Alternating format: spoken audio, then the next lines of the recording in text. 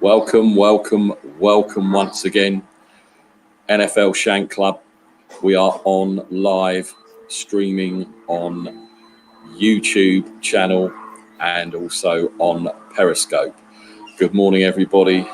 Especially an extra early good morning to my man, Tony, over there in the States. I've borrowed him on a tender deal just for today. He's going to talk about contracts and how they affect players and teams, etc. If you've never seen him on the Nothing But Niners stream, he is their resident GM. So I have borrowed him for an hour or so today just to give us a bit of insight into how contracts, etc. work. So, Tony, how are you doing? Good morning, Nick. How are you? Yeah, good. I've got my finally got my hair cut. I feel semi-human again, which is good. Normally it takes them about 10 minutes, but because it was so long, I was in there nearly an hour. So you can imagine the job and the tip they had to do. Before we get into it, just to let everyone know, you can follow us on all our social media platforms.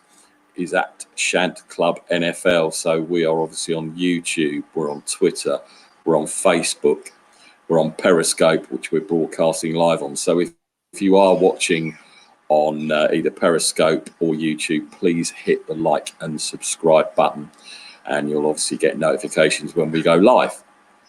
So obviously there's been a lot of talks going on about contracts this week. I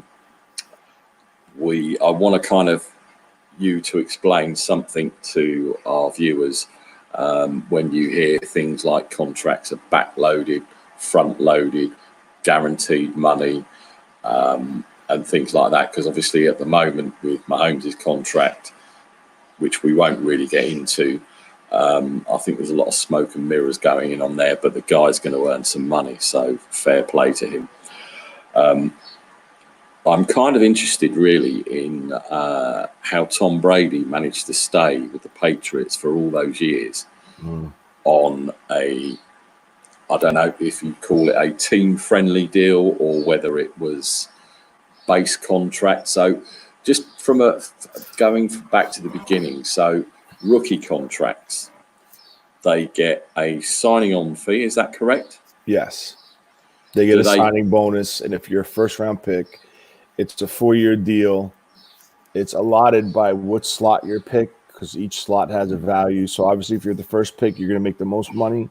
If you're the 32nd pick, you're going to make the least money out of the first round. And all first-round picks have a team option for a 5th year. So it's 4 years plus a team option for 5 years.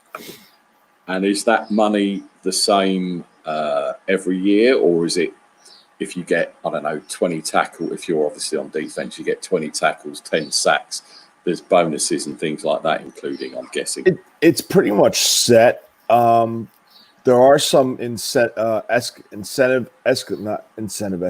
escalators in these deals. Like, I know I'm not 100% sure how it's worded in the first round picks, but I know for a fact that, perfect example, I know this is an open NFL show, but I just know the Niners. I know Kittle was supposed to make $760,000 this year, but Kittle's salary is $2.2 million this year because of the percentage of escalators that he hit for performance bonuses by the NFL, not by the team. It's created by the NFL.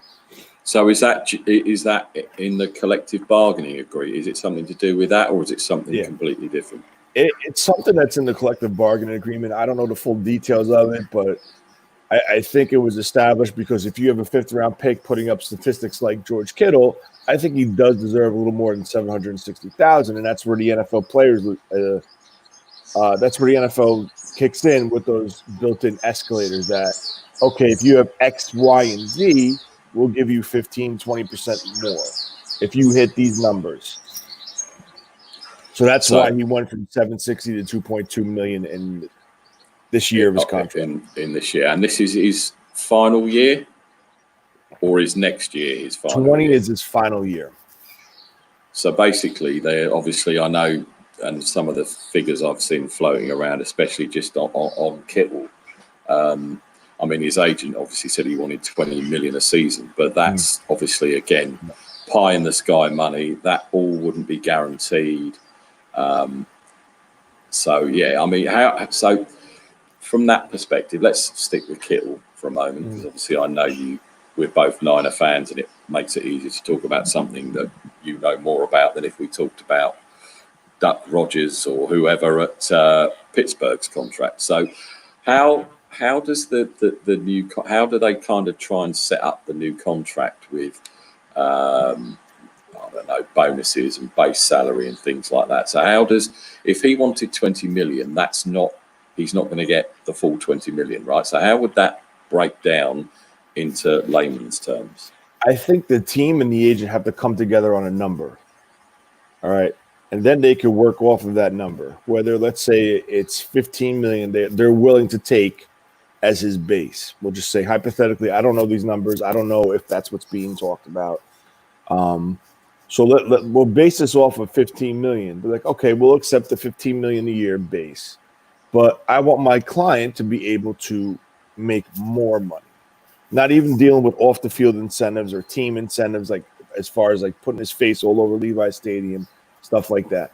I'm talking about just strictly contract football on the field performance. So let's say they settle on 15 million a year on their base salary for this deal. And the Niners could turn around, okay, well, if you're so stuck on getting $18 million a year, if Kittle, so now they have to come up with a $3 million difference. So if we'll say they're structured saying, well, if Kittle gets to the Super Bowl, we'll give him $1 million. If Kittle goes for 75 catches, 1,200 yards, 12 touchdowns, that'll be another $1 million. If Kittle plays in every game and doesn't miss a start, that'll be another $1 million. So that's how you hit your $18 million, all off of percentage performance bonuses. Or they could do roster bonuses. How that works is he would have to be on the active roster week 1 of the regular season. So let's say they structure a deal, $15 million. In order for him to get an additional $2 million, they'll give him additional $2 million September 13th that he's on the active 53-man roster, and then that'll give him another escalator. That's usually for people that have injuries issues where they're kind of questioning like if they're going to even be able to play the season or a full 16-game slate. So it's all obviously the contracts aren't set in stone as such. They, as you say, they base it on. So let's say they say, right, your guaranteed money is 5 million, but you could earn another 10 million, for instance, if you meet X, Y, Correct. and Z. Correct. So that's then the player, then it's in his hands to make sure he's fit, he's catching the ball, he's doing this, he's doing that. And it's kind of like it's a way for the team to keep the player focused and willing to work and to keep him hungry to earn the money. Some people don't like some agents don't want that. Some agents wants that max guarantee, like that 20 million a year straight across the board. Like, if you're doing I'm just saying hypothetically, I don't know these numbers, but if they're doing like a 10-year deal at 20 million per, that's 200 million over 10 years, they'll guarantee probably about maybe 120 of it, and then the rest of it is like phantom money, where it's like team options where they can get out. Yeah, so it's all like there's a million ways that they could do this. Like I could sit here and tell you stories like all different ways that the Niners have previously structured contracts to make deals work and get these type of players under salary cap and to get them to play for their team to help them eventually win a Super Bowl. So that would be where you hear the things like a team-friendly deal kind of thing. Because obviously, again, talk to me and try and explain about the salary cap and how, and you hear a lot about, they've got to restructure their deals and front load it so that it keeps them under the cap. Correct. Even though technically it isn't, because the money, how does the salary cap affect if you cut players and things? How does that kind of all tie in? All right, so basically, like again, I'm just using numbers off the top of my head because I don't know what the hell's going on because of the COVID that's going on. Whether they're going to lower this year's cap, raise this year's cap, or 2021, what they're going to do with the cap going forward. As we all know, they did sign a new contract, the CBA, where the cap was supposed to go like up 45 to 50 million dollars in 2021. But that's all based off of team revenue and league revenue. And we don't know what's going on with the league this year. We don't even know if there is going to be a season this year. So with that being said, I'm just going to go shoot from the hip, go hypothetically. I know the numbers of the 49ers. Basically, I'm just going to give you basic numbers. Let's just say the league set the cap at $200 million. All right. You have to fit your whole 55-man, well, last year 53, this year 55-man roster under that $200 million number. And there's different ways that you can do this, okay? I'm going to give you Jimmy Garoppolo's contract, for example. Even though he signed one, his extension was his first year where he tore his ACL. In year one of Jimmy Garoppolo's new contract, where he signed that, I think it was like a 5-year extension worth over $100 million. His first year's salary was, I believe, $38 or $40 million for that year. So that was what, 2018. So his 2018 number was $40 million. If you give me a minute, I just want to look up Spot Rack to make sure. That's not bad money if you can get it, is it really? It's not. And the reason why they're doing that is because by then they had a ton of money. Like, I don't know if the majority of the fans that are watching this are 49er fans or not, but in that first year, they had a lot of money and they needed to spend it because they were going to get penalized against the cap by the league if they didn't spend it all. So they were smart. So that's the same with every team. If they don't go, you have to spend X amount of your space. Right. You can't have like $80-90 million of cap space every season. You have to spend it or they'll penalize you somehow. I don't know if it's a money fine, a draft pick fine. I don't know that, but I don't think I ever seen the team get fined, to be honest with you. I was going to say I don't think I've ever heard of that, but I expect. So with that being said, Parag got very creative and put a boatload of money in his first year, and Jimmy didn't even play a game. So this team paid $40 million. We'll just say, because I can't get on this site for some reason, $40 million up front, and it was able to lower his cap and stretch it over the back end of the deal. So now you have $40 million up front, and I think his cap number last year was $22 million. This year it's $24 million, $23 million. Sorry, is that when you say his cap number? Is that if they cut him, or what goes against the salary cap that might be, as you said, $200 million?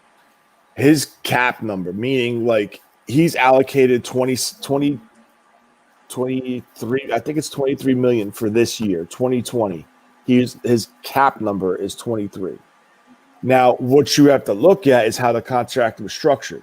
So now, if you go on Spot Rack, it's a great site. For some reason, I just can't get on it. I don't know if it's down, but it's a great site that explains contracts, and they break it down for you. If you look over all the way to the side, it'll say dead money. So now, if they decided to cut Jimmy Garoppolo, there'd be a number there, whether it's 1 million, 2 million, 20 million, 13 million, 15 million, or the whole 23 million that his salary is this year. If they cut him, that's the hit against the cap.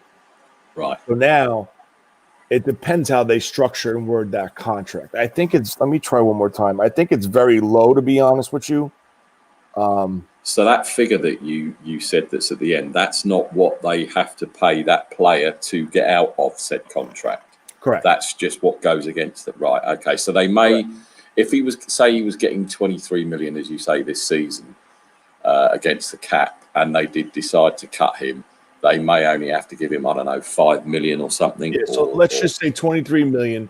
10 million is dead money. If they cut him, they save 13 million and still have 10 money and dead million. Right. You know what I'm saying? Yeah. Just give me 1 second. I'm just trying to get this. And then there's other deals. Like, I'll give you a perfect example. 2 guys that we signed in the second year of the Shanahan Lynch era with the 49ers. One was Weston Richburg, and the second one was Quan Alexander. Okay. Oh wait, I think I just got it. Give me 1 sec, Nick.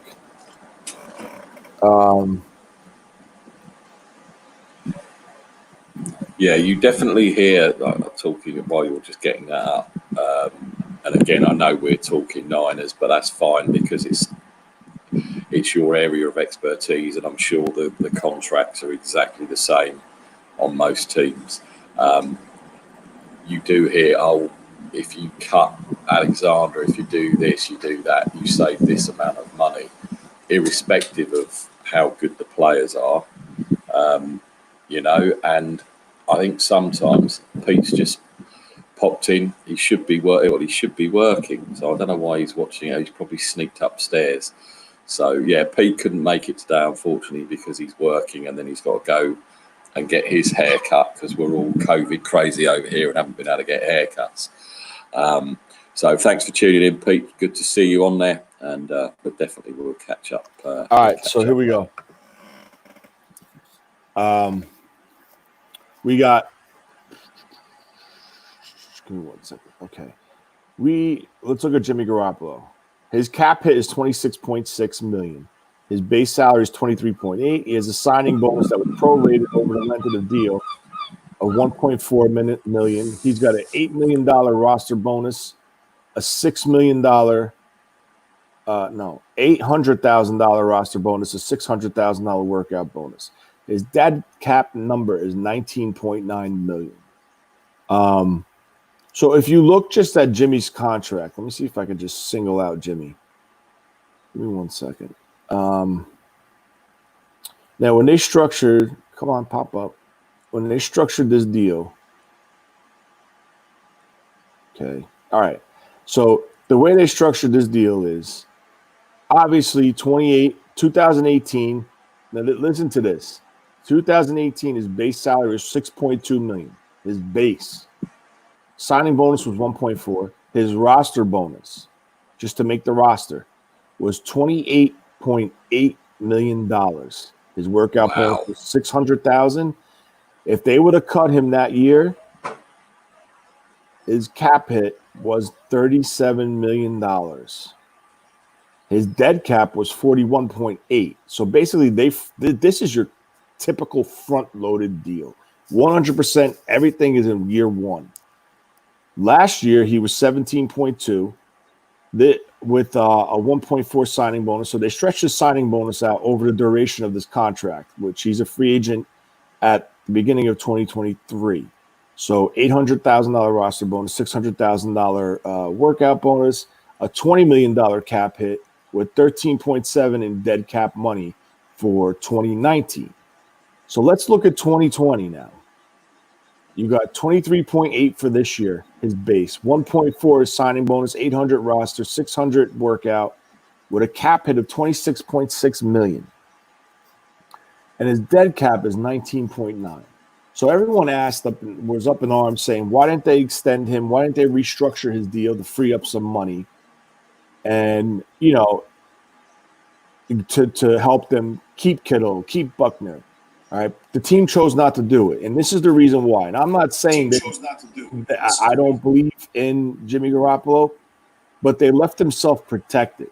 So basically, the way they've structured this deal, it's a 3-year deal, because listen to what they did for 2021. His base salary in 2021 is $24.1 million. His signing bonus is 1.4, 800,000 for the roster, 600,000 for the workout. He's got a $26.9 million cap hit, right? Now, if they decide to cut him after 2021, they're only on the books for $2.8 million. And that's there, as you say, that's the get-out clause, if you like, if Correct. Things don't go. In contract terms, those are kind of like team outs. If they're the way the Niners structure their contracts, the first 2 to 3 years, depending on the player and depending on the position that they play, the first 2 to 3 years, it's like, okay, we're going to give you money, we're going to give you this, but guess what? If it's a 5-year deal, the last 2 years of that deal, we're going to protect ourselves, because if this doesn't work, we're pulling the trigger and getting you out, and it's only going to cost us $2 million.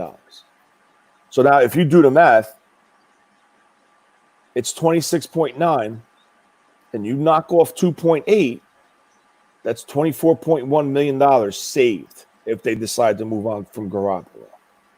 So that's basically what I explained. That is a front-loaded deal. So now I'm going to take you and give you an example of a deal that was restructured to good morning, Roy. How are you? Good morning, Roll.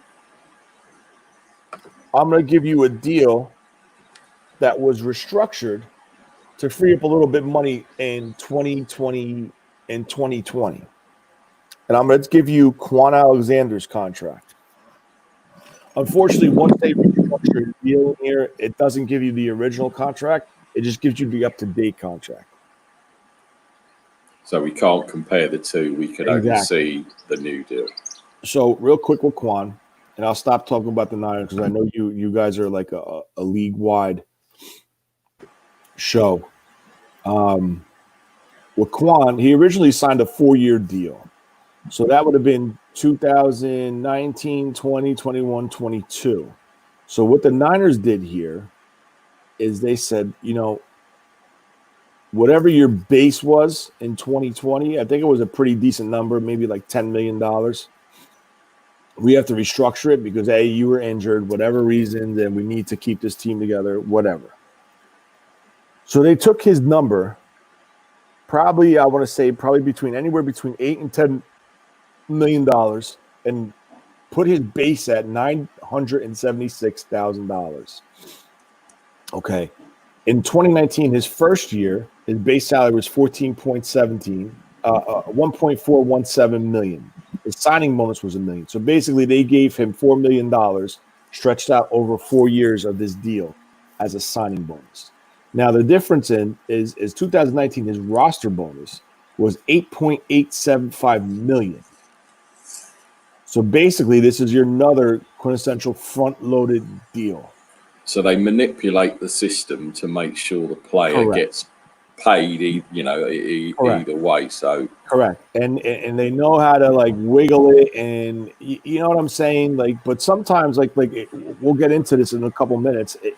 His style of contract could kind of not work in certain situations, but we'll get to that.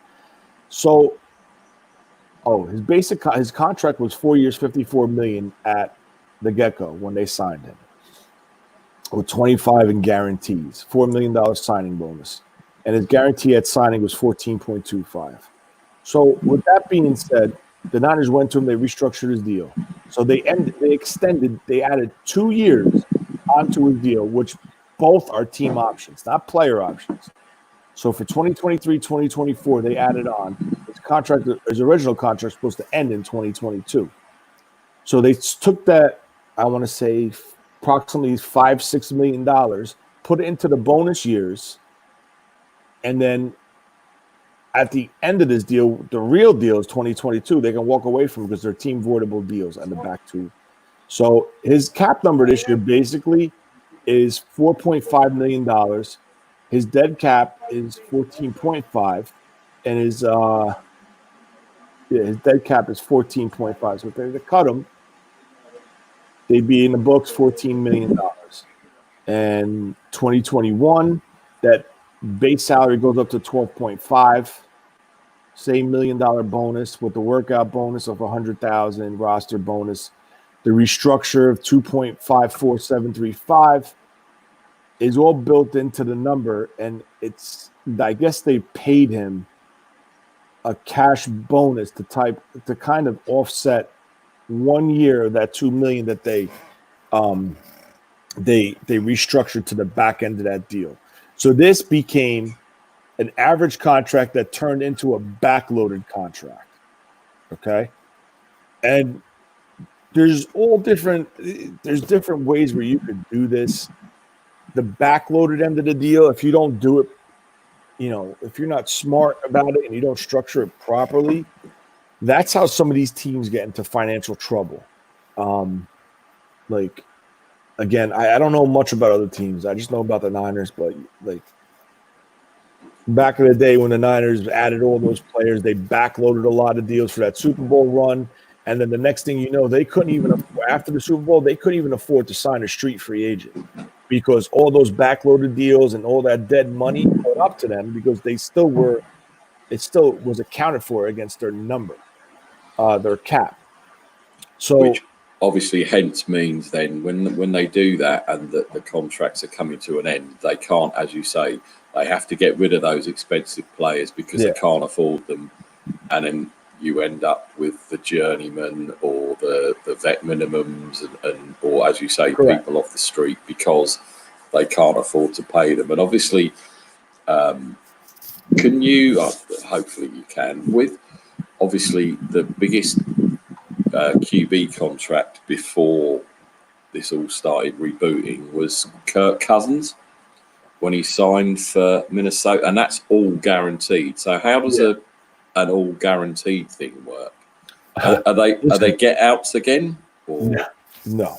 Listen, I don't know the exact number that Kirk Cousins signed for his original deal. I believe it was 3 years or 4 years. How long's he been in Minnesota? Do you remember? I think he's done I think year 4 is this season coming if it comes. Yeah, because he was going to be a free agent next year, and that was the rumor saying that Kyle could possibly want to go after Cousins and let Jimmy go, whatever. So basically, he signed a 4-year deal. Let's just say for shits and giggles, it was 4 years. Let's say it was $100 million fully guaranteed. The Vikings were on the books for $25 million a year, fully guaranteed for 4 years. He got hurt. They still have to pay him. That's the difference. So I gave you an example of a front-loaded deal. I gave you an example of a restructure to a back-loaded deal, and that's a fully guaranteed deal. The other one you asked me about was Tom Brady. I don't know the full details of Tom Brady's contract. It was always like, what the hell is going on over there? Are they doing some shenanigans, contract gate or something? But the Patriots doing something illegal? Don't be stupid. That never happened. Please, I don't know how they did it. But they have so it's 3 years, $84 million. So basically, the breakdown of that, what is that? 23, 6, whatever. It's too early to do math in my head. So that was fully guaranteed over 3 years. However they structured it, 28 million. So 28 million was he got paid 28 million a year for 3 years of the deal. So that's fully guaranteed. Tom Brady always took a team-friendly deal, and it was able to keep when they were at their top, at their peak, that roster together, and always adding big pieces like veterans towards the end of the deal, end of their careers, adding like the Rodney Harrisons that they added. They added who's that guy? They had that big guy in the center of the defense whose name I can't remember. Vince Wilfork. That's Wilfork. That's it. And because of his flexibility and his team-friendly deal, they were able to do that. They added Randy Moss. They added what I'm saying, big players in the latter part of their careers that were trying to get that, make that push and all that stuff. But essentially, New England moved on from him, and they're still paying him like he's on the roster. So it's because of the way they structured the deal. They kept the number at minimum, and he's still receiving money even though he's not there. I think he's still on the books, honestly, from my understanding, one more year after this one. Maybe I read it wrong. I read it fast, but I know definitely he's getting paid this year to play for the Tampa Bay Bucks plus the New England Patriots. I don't know how they did that. Is that obviously that? So that must have somehow been built into the contract that if they did let him go, correct, and that's kind of similar to the Mahomes deal. Right. So the Mahomes deal is, from my understanding, they gave him this 10 years. I don't even know the number. $500 a gajillion dollars. Yeah. They gave him 10. I read 12 years, $570 million. Then I saw 10 years, $455 million. So let's just go off to 10 years, $455 million. That's an average of $45 million a year. But there's triggers in it. They call them triggers, not clauses or options. It's a trigger where if they decide to cut Mahomes, which I don't know how the hell they can afford to pay him $450 million over a duration of a deal, but whatever. If they use one of those triggers, so let's say in 2022 they say, you know what, he's down, he's on the downside, he's getting hit, a couple bad throws, whatever the excuse could be, they could use one of those triggers and they could waive him, they can cut ties with him after 2022, but because they executed the trigger, they have to pay him 2023 salary. So that's how they structured that deal and his agent to kind of protect Mahomes.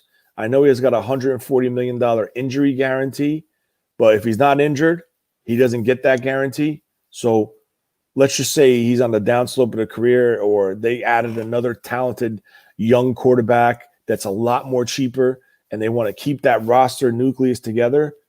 They decide to move on from him.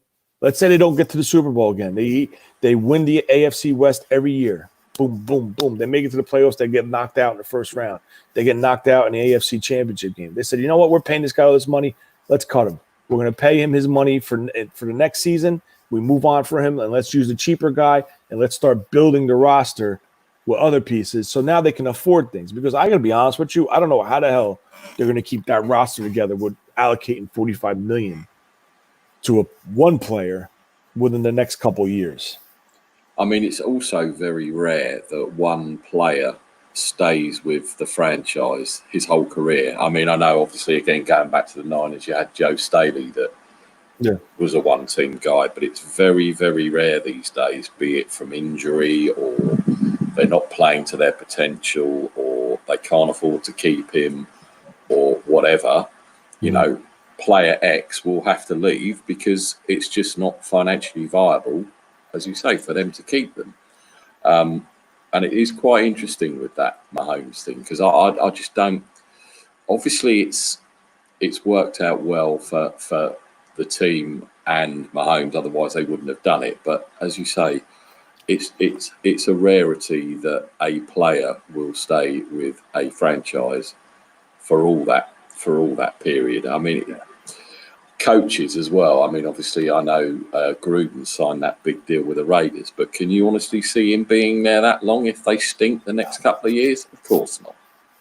So there's one more deal. I'm sorry to cut you off. There's one more deal I wanted to talk about, and that's when the Jets traded Darrelle Revis to Tampa Bay. Okay.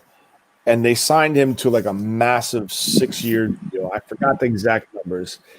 And the way they structured that deal, which was kind of creative, it was 6 one-year deals. So what happened was he got traded for whoever they traded for him, whatever. They signed a contract. They signed a new contract. I believe it was 5-year deal. It was a 5-year deal with a high number, a yearly number. So it's let's say it was 5 years. I know it wasn't this much, but let's say it was 5 years at $100 million. Okay. So $20 million a year for 5 years, literally, because it was 5 one-year deals. So at the end of each season, the team had an option to get out at any time after, but it was a fully guaranteed $20 million. So you get teams that, like, let's just say, you get a team that feels like, okay, we're going to make this run now. We feel that Darrelle Revis, as the Tampa Bay Bucks, Darrelle Revis is that one player that we're going to put us over the top and let us do a Super Bowl run. You pull a deal like that, and then you structure a contract like that where, okay, we'll figure our window because of the ages of our roster, the financial setup of our roster, of our salary cap. We have a 2-year window. So let's do it this way. We'll give him 5 one-year deals. So for year 1, he can make his $20 million. Year 2, he makes his $20 million.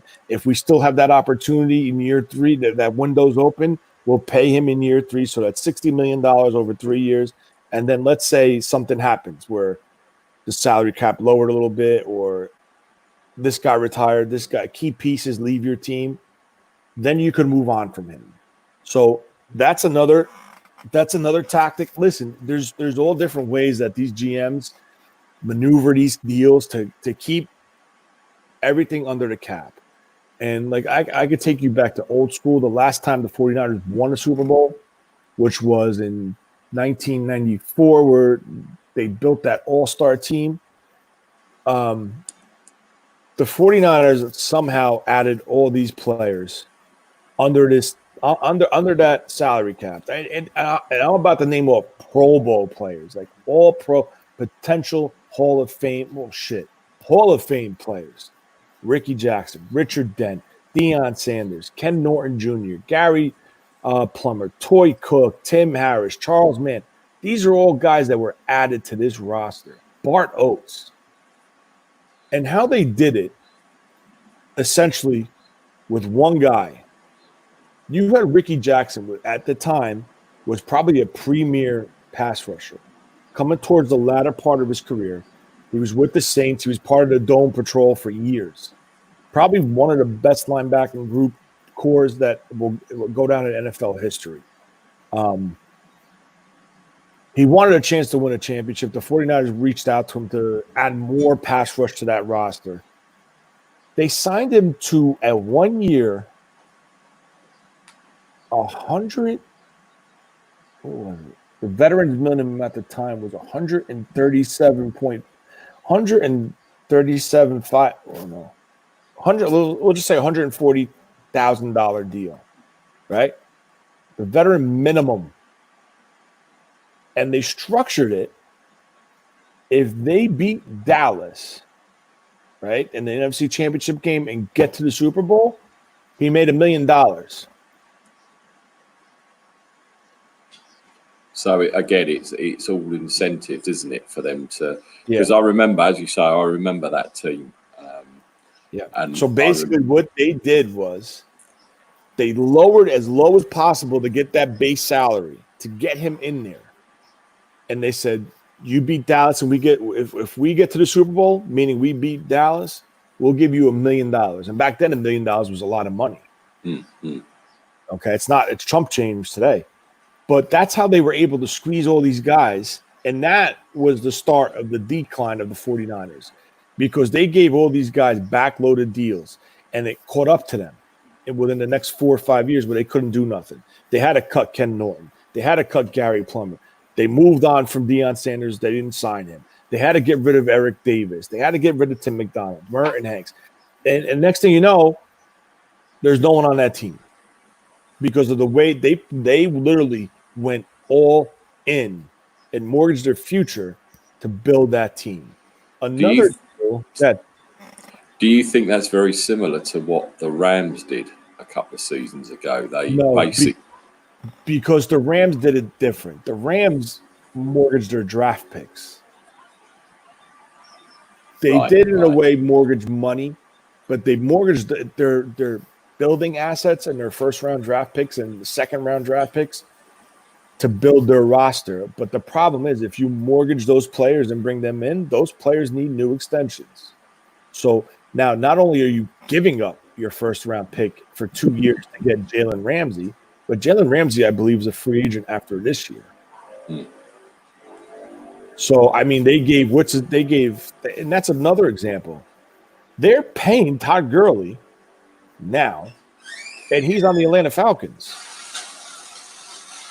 Because, like, you see, like, how if you're not slick and smart, how you can get in trouble real quick financially if you're not smart on how you structure a contract. But the downside to this, and I can flip this back to the 49ers, is you see the way the Niners under this regime with Lynch, Shanahan, Parag Marathe, how they're trying to how they're negotiating their deals.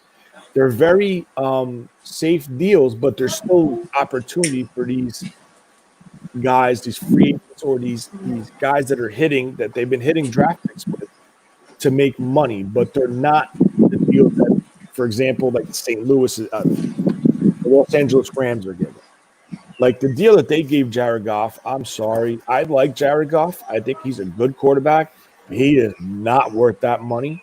I think he became a system quarterback because you saw a night and day difference from when McVay took over than when Fisher was there, or whoever that coach was in between. So I think he's a product of that system, and they severely overpaid that guy. And the deal they gave Brandon Cooks that they had to get out of, the deal they gave Todd Gurley that they had to get out of, and they're still paying these guys. They gave Clay Matthews a chunk of money, who's clearly on the downside of his career, and they still have to pay him. And is that whether he signs for another because obviously I know with coaches, because I know the Niners have been, I know they went through a few coaches in a few years, and they have to pay them until they get re-employed. Is that how it works on? No, on those? They're guarantees. The players have to, the teams have to play to get players that have guarantees. Just because they cut you doesn't mean you can't work. Shit, you cut me, I'm going to get another job. You know what I'm saying? I got a family to raise, support. I got a roof to pay for. So it's and Mike and I were talking about this on the phone the other day. Like, yes, Parag is very tactical. Yes, Parag is very, he's very I don't know the word.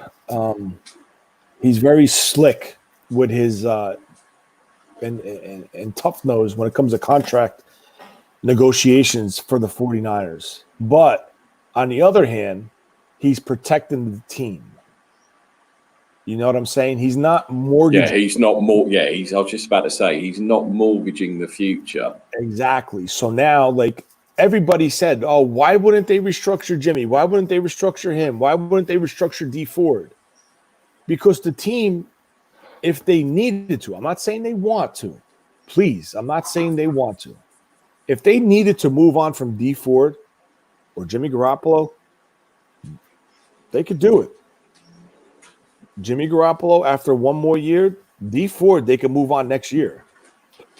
And it'll be very low money to the team, against the cap. Yeah. So now, on the other hand, I think the agents are picking up on this, and I think they're kind of becoming combative with Parag. And from what I read on social media and listen to on a podcast, I kind of feel like they're giving Parag a hard time in these type of deals because it's not protecting their client. Yes, it's protecting the team, and that's his job. And I think Parag is a very thick-headed individual. Like, he wants it his way. It's not, listen, he wants to seem like he's the shining star of the organization. His tactics are phenomenal, but sometimes there's going to come times where you have to take an L. You have to take it on the chin with some of these players. You know what I'm saying? Like, Kittle's one of them. You might have to pay, like the Niners, when they go into contract negotiations, every player that they start and feel that they want to extend, they set a number. They say, okay, we feel George Kittle's number is $13 million. And I'm not going any higher than $13 million. So now, with that being said, he goes into contract negotiations and he sets the line. He writes $13 million on a piece of paper. He underlines it and says, that's where we're at. And what do you think the agent's going to say? No, I feel my client's worth. Now, when you negotiate, what do? You always shoot high and you work down. Exactly. I feel my client's worth $20 million. Now, let's be real. I can't see a tight end worth $20 million. I can't. And I love Kittle, man. I got a Kittle signed jersey right in front of me right here, hanging on the wall. But, I mean, let's be real. What's going on with the COVID, what's going on with possibly no league this year, we don't know what next year's salary cap is going to be. I could see why the 49ers still haven't got a deal done because they're afraid. They don't know what's going to happen. So you sign this guy to this deal, and all of a sudden they say that you get a notification from the NFL league office in New York, Manhattan, New York, saying, oh, just a heads up, the cap is dropping $50 million next year. Holy shit, what do we do? I mean, how would that affect, let's say, okay, so player X signs their contract, and then all of a sudden they drop the cap. How does that affect player X? Does it affect, or does it affect? It Other depends players on. that need to sign. It depends how the contract is structured. If his base salary, let's say, is 18 million with the chance to make 20, they have to allocate 18 million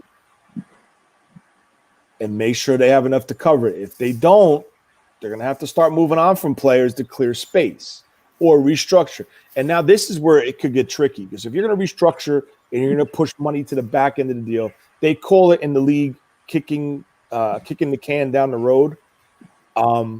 It's going to catch up to you eventually. There's only so much you can mortgage forward. And like I said before, they had a golden opportunity probably to come up with another probably $20 to $30 million in salary by restructuring Dee Ford and Jimmy Garoppolo. They had an opportunity to do that, but they didn't, which is smart, but you saw what happened. They traded DeForest Buckner for a first-round pick, and they brought in Kinlaw, a player that plays the same position at a cheaper rate. So now, getting back to what this whole thing is about, contracts, salary cap, fitting the players, and keeping the roster, the nucleus intact under the salary cap. They moved on from their high-price guy that they didn't feel was worth $20 million, which in my opinion, this is all because of Aaron Donald. He set the market at $20 million. I think Buckner got $21 million from the Colts. The Niners got a first-round pick in return, which is one hell of a return on investment because they drafted him in the first round. He played 4 years, and they still got a first round back. So that was an excellent move. Credit to John Lynch. And they re-signed his replacement, who's under a contract for 4 years at a much affordable rate. And who could turn out to be a better player in those 4 years. And their philosophy of their defensive line, in my opinion, possibly. Because he's a nasty SOB because of his coaching, too. So now, with that being said, it shows you their tactics. Because the Niners, for years, before this trio came in and took over this team, how many draft picks have they re-signed? First-round draft picks? None. No. Because there's always a cheaper option available. Jimmy Ward was the last first-rounder that got extended. Other than that, nobody. AJ Jenkins, he's not even in the league anymore. All these guys that they drafted over the years, they're not there. So now this team is starting to hit on their draft picks. All right. What the hell is Bosa going to ask for? Fred Warner's coming up in a contract year soon. You got George Kittle now. You got Mike McGlinchey in a couple years. Who'd they take in the first round this year? Kinlaw. Kinlaw and the receiver. And they took Brandon Ayuk. You have Deebo Samuel, who's the second round next year. So he's only got 4 years on his deal. So he's got 3 years left. He's going to start asking for an extension within the next 2 years. So now that they're finally hitting on their draft picks, you're going to see them have less and less and less cap space as the year goes on if this cap doesn't take a jump. It certainly seems a real minefield where all these contracts and things are sat. And as you say, it's so uncertain what's going to happen. For me personally, I still think there's going to be a season, whether it's 25% of the fans or no fans at all. I mean, I don't know if you watch the Premier League soccer, but we've restarted and there's no fans in the stadium whatsoever. When you watch the live games, they pipe in crowd noise. And to be honest, unless you don't hear that in the stadium, apparently it's only on the live feed of the TV, but you wouldn't know that there weren't any people in the stadiums. But they obviously had a contract with the TV companies worldwide, and basically I think they were getting threatened that they'd have to pay all the TV money back if they didn't somehow complete the season. Now, do you think that will be the TV companies in the States will do the same to the NFL and to the teams that not obviously put anyone at risk, obviously. I mean, the soccer players get 3 tests a week to make sure, obviously, and there hasn't been, as far as I'm aware, any fresh cases of the soccer players that are playing. And I think, do you think the NFL will come to that where they'll say we can't afford to lose the millions and millions of dollars? Because obviously they're still getting revenue from the ads as well, let's not forget. Do you think that they will play the season and obviously do it behind closed doors so that there's no fans in the stadium, only the players, coaches and referees, etc.? Do you think that's a real possibility, or do you think that the season is in real jeopardy? Nick, I don't know. I really I mean, it's funny that you mentioned the Premier League, right? They're talking about stealing something from the Premier League, or taking like an idea from the Premier League. I read that they approved an agreement with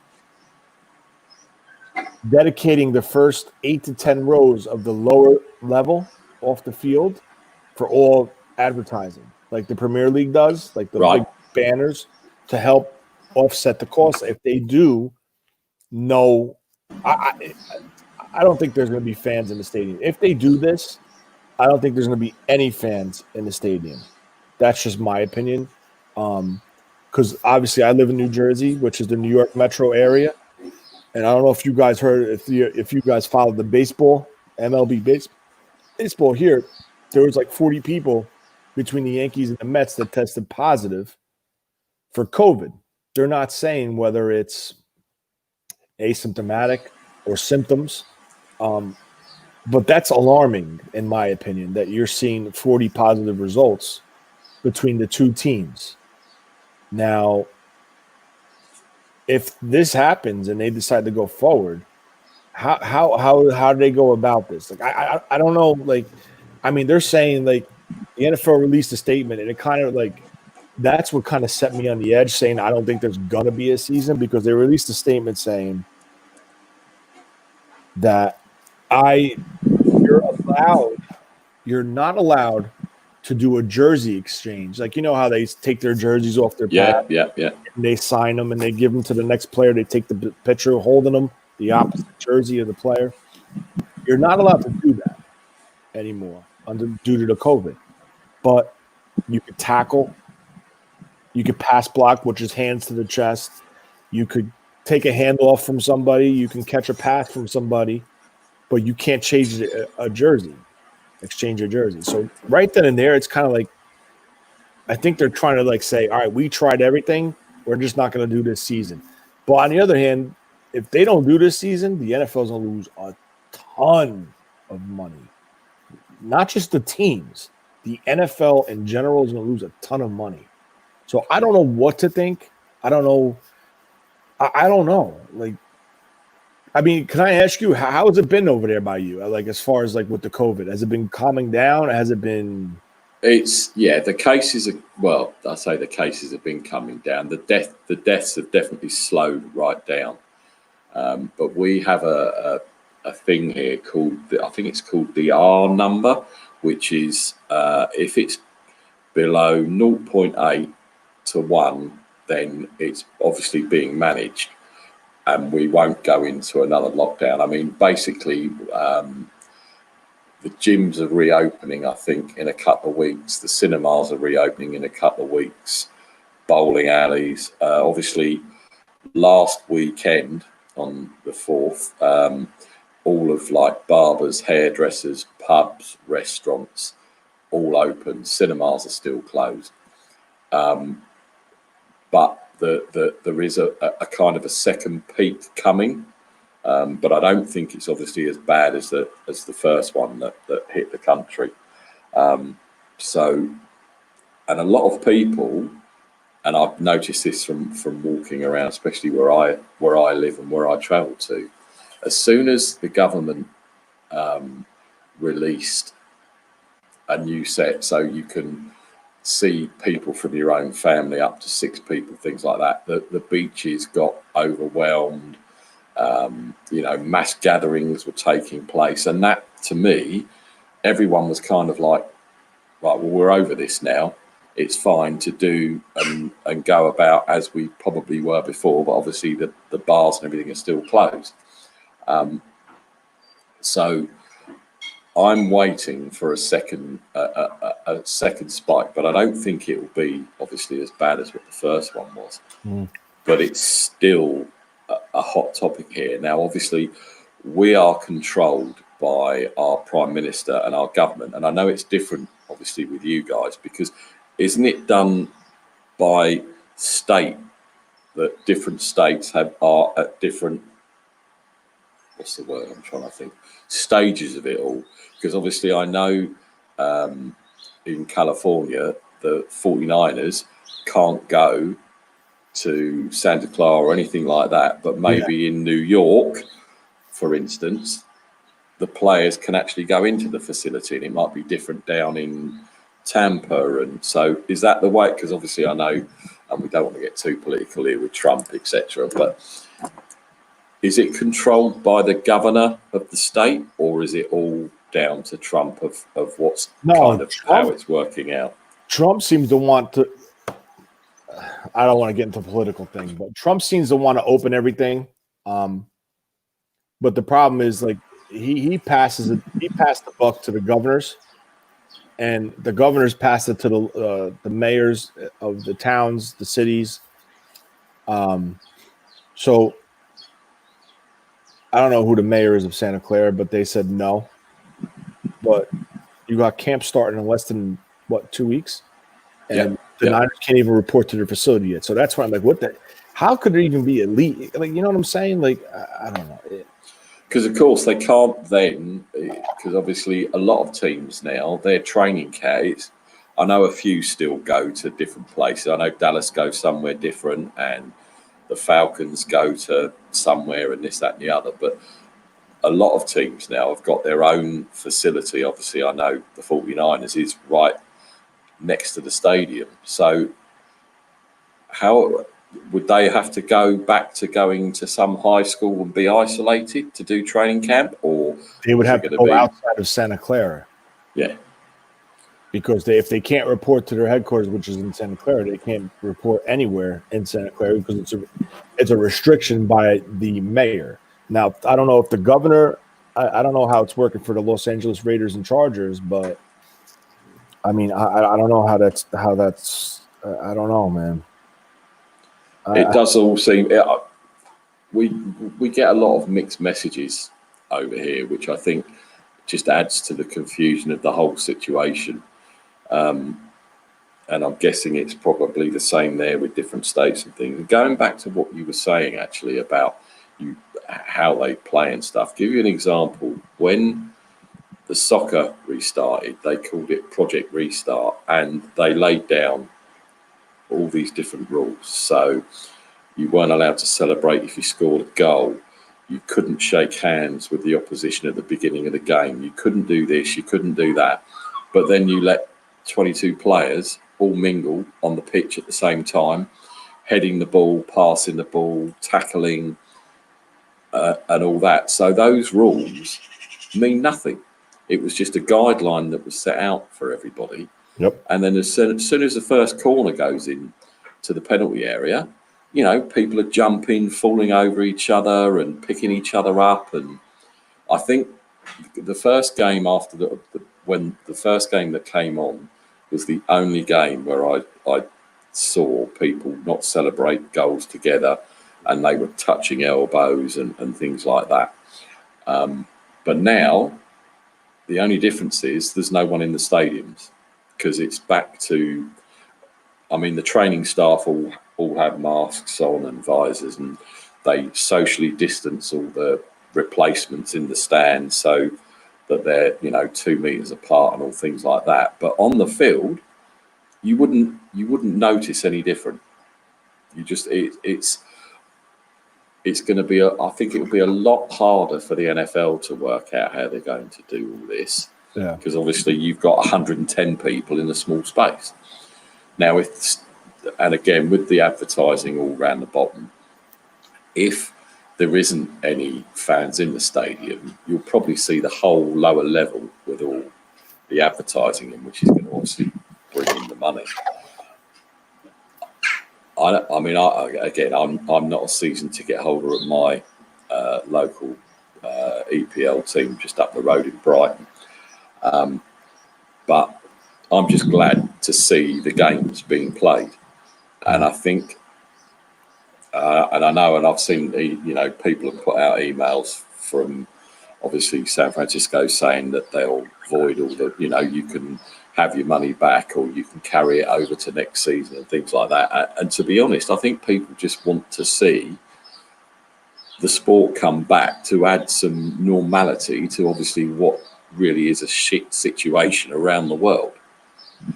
And if a multi-million-pound business like the Premier League can start, I don't see no reason why, if the precautions are in there for the NFL players, why that wouldn't restart as well. But obviously it's a lot harder when you've got more people involved, because it's not just the 55-man roster. You've got God knows how many coaches and conditioning staff and doctors and this and that. So you could be looking, I don't know, maybe 100 people on the sideline possibly. So maybe they extend the box where the players and coaches stand to try and keep them apart a bit. But then how does Kaserik get the defensive line together to get his point across on his little chalkboard thing? Yeah, I don't know, man. It's a minefield, but yeah, as we were saying, I don't think the NFL can afford to lose all of that revenue, because obviously I'm guessing with fans in the stadium, anything that's like food and drink and stuff, the money, do the team have to give a cut to that to the NFL, or is that all kept within whoever team it is? The money they make on game day all belongs to them, or do they have to pay a percentage of that to the NFL as well? Because of course, no one, I don't understand the financials of things, but all I can see, as I said, from the EPL thing, is they had to restart because it would have cost millions to give money, because basically it's contractual. They're breaking their contract to the TV companies because they're not paying, they're not playing, so they break their contract. And I think that's the thing with the NFL. They've got to seriously look at that, because I know, as you said, with baseball, they're thinking of restarting, but doing bubble games or something. The same with the NBA. I don't know about the NA. I don't follow hockey, so I don't sort of keep up with that. But I just think the financial implications throughout any sport is too great that they can't somehow get it going again. No, I mean, Nick, I don't know. I'm gonna say it over and over. I just have a bad feeling, and it sucks. Like again, me, Mike, Nick, Wayne, and nothing but Niners. We're just sitting there saying, bro, should we just prepare ourselves for nothing? Because I'm going to tell you right now, people are going to lose their minds out here if there's no football. I'm telling you. Well, already, obviously, they've cut the international series this year. Mm-hmm. And that's when all of the Shank Club boys, we all get together, we go, we get drunk, we mess about, we have a night in London, and da-da-da-da.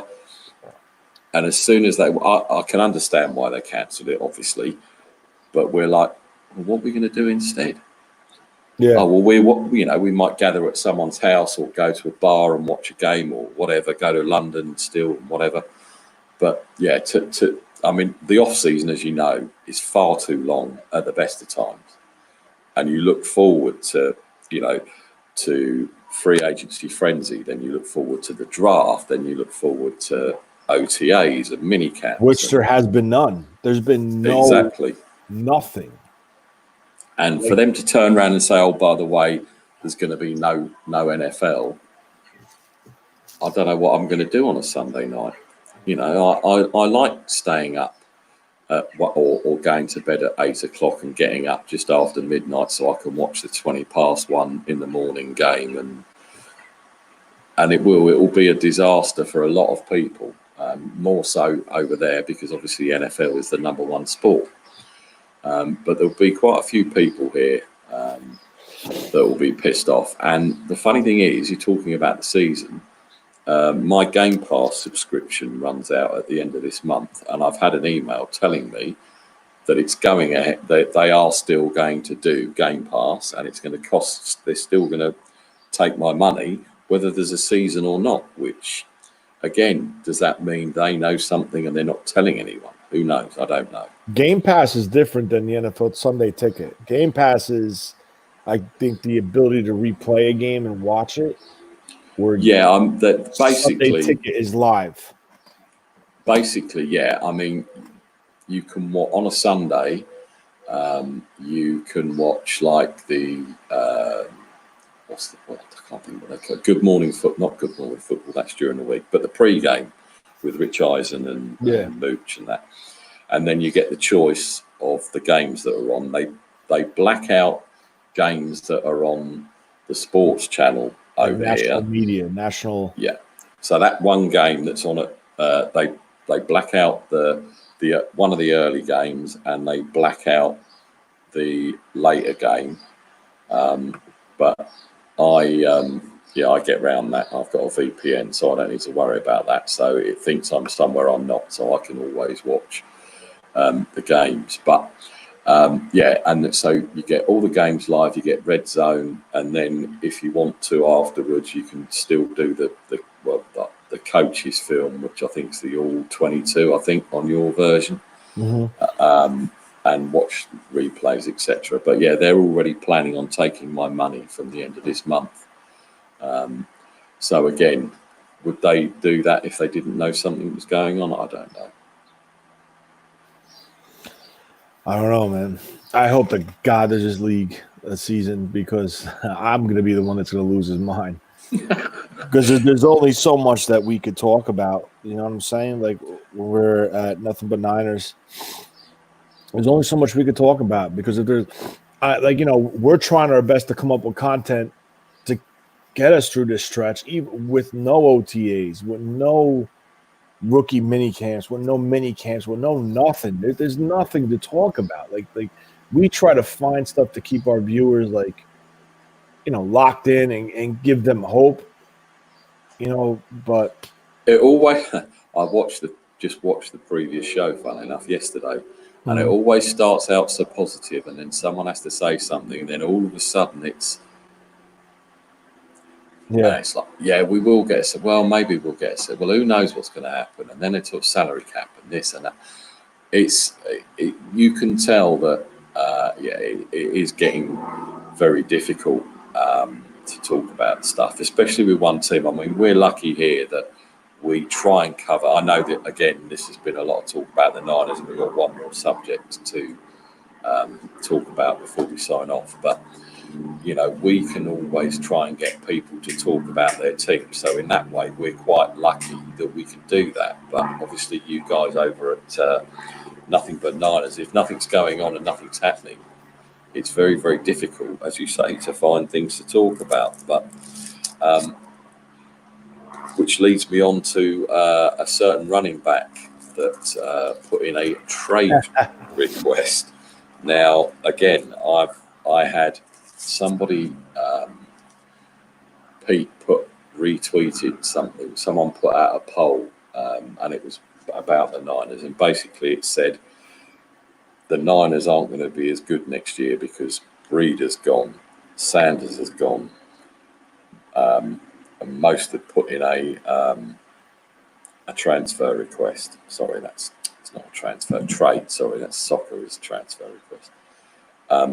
Are the Niners going to be better this year than they were last year? And I got into a bit of a heated, well, not a heated debate. It's the wrong thing to say, but when you see it from a an outsider's perspective, they can say, "Oh yeah, but you've lost this person, you've done this, you've done that," but they don't obviously see that the players we've brought back and re-signed are probably better than the one for Ayuk, I think, and Hurd and Taylor are going to be better than Sanders in the long run.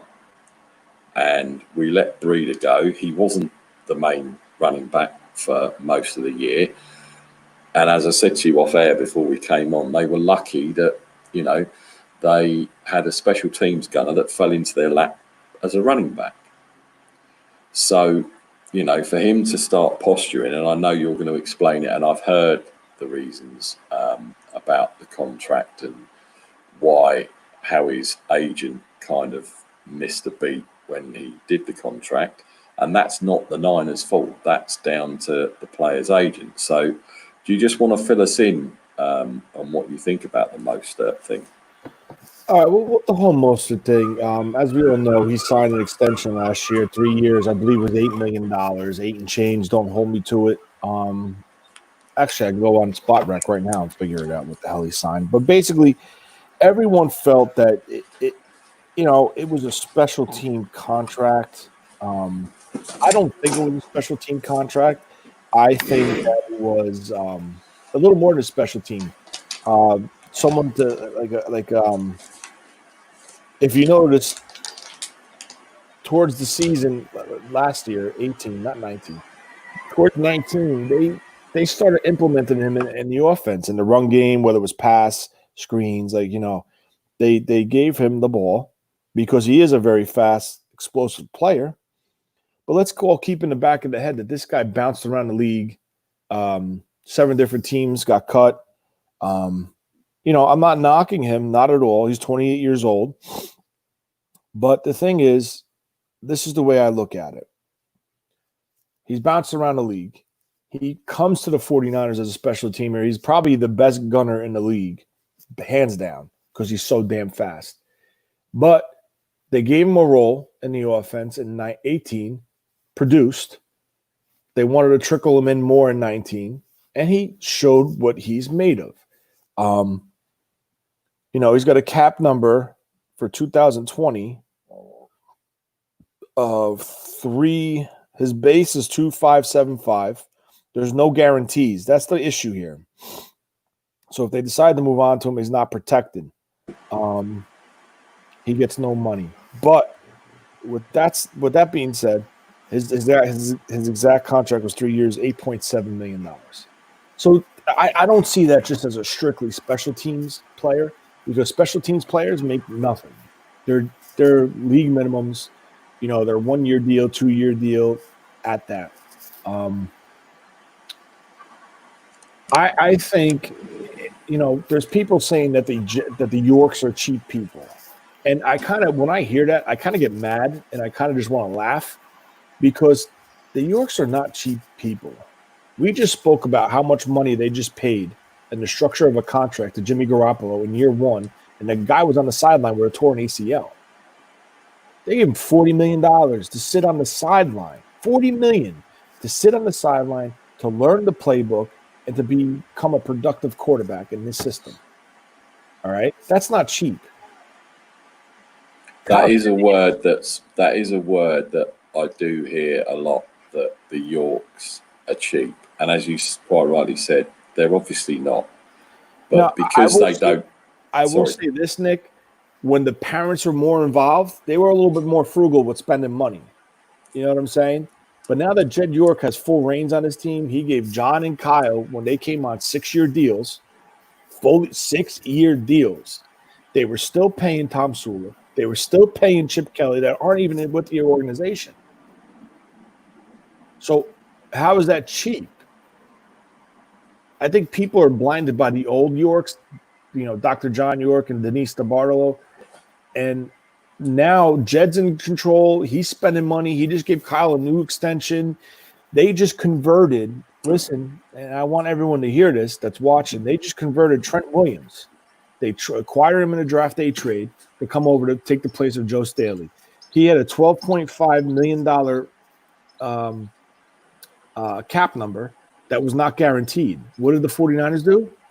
They flipped it to guaranteed to give him money because he didn't make money last year with the Washington Redskins. So that's not cheap. Now, you have to look at the timing of this. Raheem Mostert's asking, his agent is asking for a contract extension to get him money. Now, the way I look at it is your agent, the same one that's asking for money, negotiated this deal. And shame on him that he didn't get you any guarantees in the back end of this deal.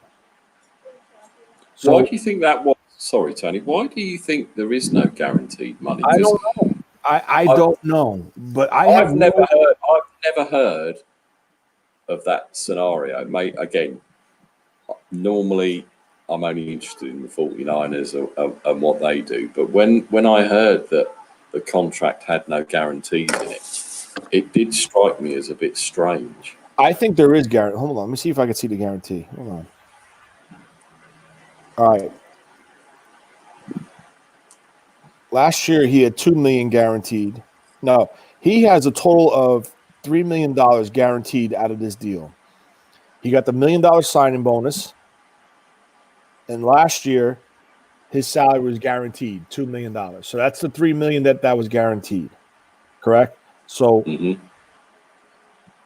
he does have guaranteed money in this. It's just the last 2 years of the deal don't have guaranteed money.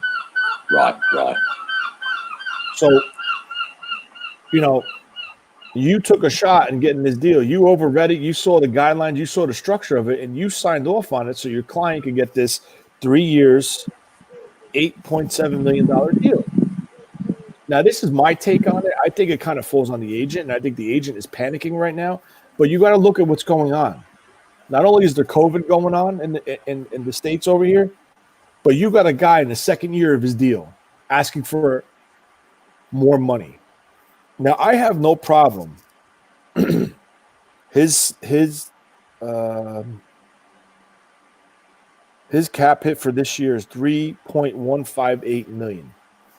This year, according to Spot Rack. I have no problem guaranteeing a couple million of that, but it's not going to happen now because now if you restructure his deal, well, not restructure, if you adjust the language and the guarantees on his deal now, man, you're going to open up the door for everyone to come start asking for a renegotiation. Of course, yeah.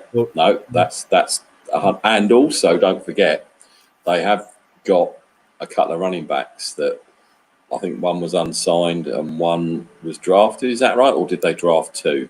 They did two undrafted free agents. But my thing is here, just real quick, his agent keeps saying that he wants his client to be paid like Tevin Coleman, the starting running back. So now I'm sitting here, just taking all this in. I'm listening to all these interviews. I'm reading everything on Twitter because I just like to analyze things and like really try to break them down and see what's really going on. And I see something. I think it's more than just guaranteeing money, because if I'm a client, right? If I'm an agent and I represent a client who's an NFL player, why would I say I want my client to be paid the same as this guy? No, I would want my client to be paid more. So I think there's a little more going on that the media is not sharing. Well, I'm not going to say the media is not sharing. I just think that there's more going on behind closed doors between the 49ers and his agent. And I think it's a little bit more because if you look at the facts, the guy's 28 years old. He has no guarantees this year and next year. And, he's demanding for a trade. So who's going to trade for a 28-year-old that's going to want to rework his contract? What's the compensation? I mean, the Niners got a 5th-round pick for Matt Breida. But Matt Breida is also 24 years old and not asking for a new contract. He got his deal. He signed his tender. And, listen, I'm sure a team will sign him. He's on the books, I think, for $3 million as part of his tender when he went to Miami. And if Miami likes what they see, they're going to renegotiate an extension with him. But for him to come in after 1 year into a deal, I understand he performed excellent. He's got the best year in his career. Now, you have to ask yourself, well, okay, is it because of Kyle Shanahan's system? Or is it because he woke up and he became a better runner? Now, I think he always was a good, fast runner with the ball in his hand, but I think being implemented into Kyle Shanahan's offense really fit his skill set with the outside zone, with the ability to get to the edge quickly and then make that downhill cut. So, I mean, if you look at highlights, like go to the Green Bay game where he took that ball, I think it was the second touchdown scored where he ran. Jimmy was in the shotgun. They did a motion across him, and then they handed the ball off in front of Jimmy, and he went against the motion and against the grain. Now, you got to look at that and say, well, that's not pure running back talent. That's not a pure run on the running back. That was a design play where Kyle knew Mostert could hit that corner with a wide receiver as a stalk blocker and get the edge. So he uses deception by motioning someone across the one side of the formation. The other guy comes across this way at the snap, leads him, and what is it? Speed to the corner. So I'm not knocking Raheem Mostert. I do think he's a good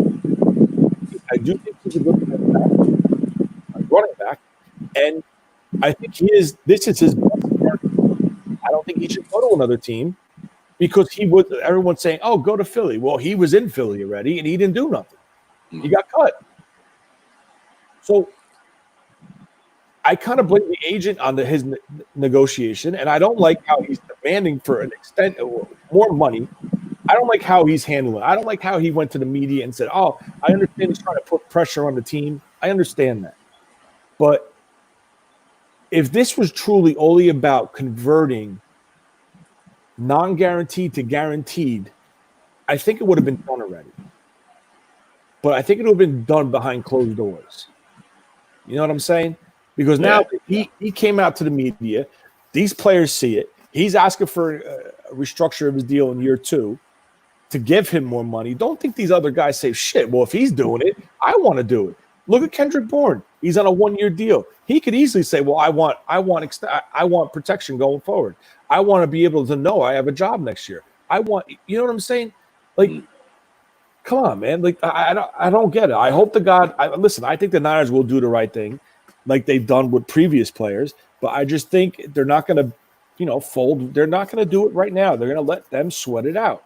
This agent signed this deal, and that's that.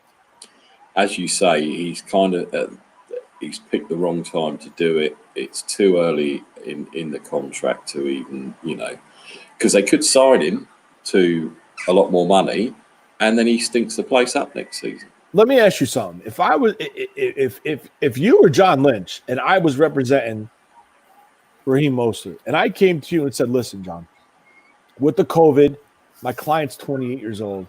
Can we give him like a little guarantee in his deal? Can we just convert from no guarantee to give him maybe like a $2 million guarantee this year and maybe a $2 million guarantee? Just revert the wording, no extension. Just revert the wording. Would you do it? If it was something as little, if it was kept behind closed doors, I didn't go to the media and say I demand a trade. If I just said, John, listen, I know we just signed this deal. It's year 2 of the deal. Instead of him being just like, $3 million guaranteed, could you just flip him like 1.5 fully guaranteed in the last 2 years of the deal, and keep the length of the deal, keep the numbers? Could we just give him 1.5 and 1.5 in the final 2 years fully guaranteed for my client? Would you do it? If it was behind closed doors, yeah, definitely. But the way that's what I'm saying. If this is all this guy is truly looking for, like he's saying, this would have been done. That's what leads me to believe. I think it's a little more than that. Look at the facts here. The guy's 28 years old. He just had a kid. He's just married. He's living he's got to pay taxes in the Bay Area. He lives in Florida. So now you're talking about expenses. So now it's, you know what I'm saying? So with that being said, in my opinion, I don't think Mostert's going to fetch a lot of trade value. Because by the Niners saying, like, we're standing pat, we're not going to extend you because we feel like, we claimed you. You've been around the league seven different teams. You haven't produced there. Like the Niners could really screw this up. Not against them. They could make it very hard for his agent. You know, we felt this is the value. This is this. Go ahead. Go get a trade. I don't think anyone's going to try to. I'm with you. I just can't see there being any value to anybody trading for him. Yeah, I mean, what are you going to get, a 7th round pick? Like, really? Like, I mean, listen, it's not a knock against Raheem Mostert. Everything I'm talking about has nothing to do with Raheem Mostert. I'm talking about his agent. Raheem Mostert is a great running back for in this system. He's productive. But let me ask you this. Everyone's saying too early for me. Cut Coleman and give him the lead. Make him the number one running back. Now, let me ask you this. Do you think Raheem Mostert could carry the load for 16 games? No, I don't. And they're obviously different kind of backs. And Mostert is more of a change-up guy, right? Yeah. The bell cow will be Coleman. Again, it will be interesting because obviously we've still got the Jet to come back. So, well, I'm not putting too much eggs in that basket because, listen, he had a bad knee injury that required 2 surgeries. So if he comes back and makes the roster and he produces, that's a bonus. I'm not expecting it. You know what I'm saying? So I also think it's going to hinder on what McKinnon does if he does have an opportunity to play. That's going to be the deciding factor with Mostert. It could be partial of the deciding factor with Mostert. And, like, you know, again, it's not a knock against Mostert. It's just I just think this is bad timing. You just finished 1 year. You know, I understand you carried this team in the playoffs to a Super Bowl run. I understand that. But guess what? You know, look at the Shanahan friggin' tree. Look at their track record at the running back position. All they do is they just keep flipping through running backs. Like, look with Denver. Terrell Davis, Orlandis Gary, Mike Anderson, Clinton Portis, Robin Drones, Tatum Bell, Mike Bell, Travis Henry, Selvin Young. These are all guys that they went through when Mike Shanahan was the head coach there. So, I mean, this team, honestly, I was shocked when they gave Jet McKinnon the contract that they did. But I just feel like, and especially with them, like with them coming out and signing 2 undrafted free agents like they did, the 2 running backs and Hasty and Ahmed, they're saying you're a big Hasty guy as well, I believe, aren't you? I like Hasty. I really do. I like them both. I think they both could fit, but I just think Hasty's more versatile. I think Hasty, if he had to go between the tackles, he'd be more successful than Ahmed. I think he's a little bit more dangerous out of the backfield. He has the ability to motion out and line up in a slot as a wide receiver, which you see Kyle Shanahan do time after time. But back to Mostert, I really hope they can get something done because I really like what he brings to this table, to the table for this team. And look at the league, man. You don't see number 1 backs anymore. I think it's 1 and 1A now. It's you know, split the carries. You run Coleman and then boom, you bring Coleman in. You hit one off the edge with the speed of Mostert. That's Kyle's game plan. That's what I think Kyle likes to do. And that's what he's done and his father's done, except for the year they had Portis and Terrell Davis in Denver. Other than that, it was a rotation. Yeah, they definitely like to, as you say, it's all about the scheme, isn't it? And they like to rotate in and out. And they're only probably, I'm not sure, there's not more than 3 teams that still have fullbacks. And again, the fullback in this system is very, very important to the way that he likes to scheme things. And I know people were amazed at how much they paid Juice. But to be honest, I think he's actually earning his money because of the way he fits in. So it will be interesting to see what happens with Mostert. As I said, I can't see him being traded or anything like that because, as we said, I don't think he's got any trade value. So I think he should just get his agent to do what's right, do the right thing, stay on a team that's in their Super Bowl window and just go out, put his head down and play. That's pretty much it. But that's down to his, that's the agent's got to do that. And it would be interesting as well to see if there's any sort of backtracking if they do work a deal out, whether his agent comes out and, I mean, like I said, I think if it truly was just about giving him some protection and some guarantees in his deal without changing the actual deal itself to 3 years, $8.7 million, I think it would have been done already. Oh, look, I think Pete's trying to incite you. Do we need to offer you a Shank Club NFL contract? Sure. We'll give you $2 guaranteed for 5 years, and I'll send you a mug and a coaster. How about that? And that's non-negotiable. Tony, it's been really, really fun. As ever, I really appreciate you getting up early to join us on here. Yeah, that is definitely more than you get, Pete, but Tony's actually worth it and you're not, but that's another story. Oh, man, don't say that. Come on, that's your partner, bro. You don't say stuff like that. Trust me, if he was here, he would say a lot worse, and he's not on here, so I can say what I like. Tony, thank you for joining me. I really appreciate it. I knew there was only one person, if we were going to talk contracts, to get on the show. I really, really appreciate you coming on. And yeah, thanks for watching, everyone. I hope you found it as insightful as I did. I now have more of a handle on how contracts are done. So, Tony, thanks for coming on, man. Really appreciate it. Anytime. Thanks, man. And we'll talk to you again soon. This is the Shank Club NFL. Don't forget to follow us on Shank Club NFL on Twitter, Periscope. Find us on Facebook, Twitter, just everywhere. We're everywhere. Thanks, everyone, for watching, and we'll catch you again soon. Take care, everyone, and be safe.